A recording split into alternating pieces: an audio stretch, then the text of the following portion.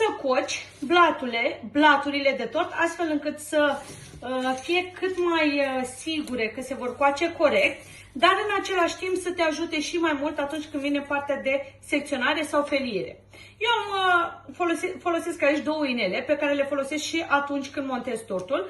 Am compoziția pentru un blat pe care o amestec pentru ultima dată cu o spatulă de silicon, după care îmi împart compoziția de blat în două părți egale, în aceste două inele. De asemenea, poți să mai folosești un inel dacă vrei să eviți neapărat secționarea, dar eu acum folosesc două inele. Vizual, deja fac de mult timp asta, nu mai e nevoie să cântăresc, dar dacă vrei să fie cât mai corecte și cât mai egale și să fie cât mai asemănătoare ca și înălțime aceste două blaturi, îți recomand să le cântărești. Le împarți în două părți egale, după care acestea vin băgate la cuptor și după aia le secționezi doar în două părți.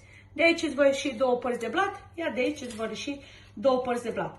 Astfel, coacerea blatului va fi mult mai sigură, dar în același timp secționarea blatului va fi mult mai ușoară. Mult succes!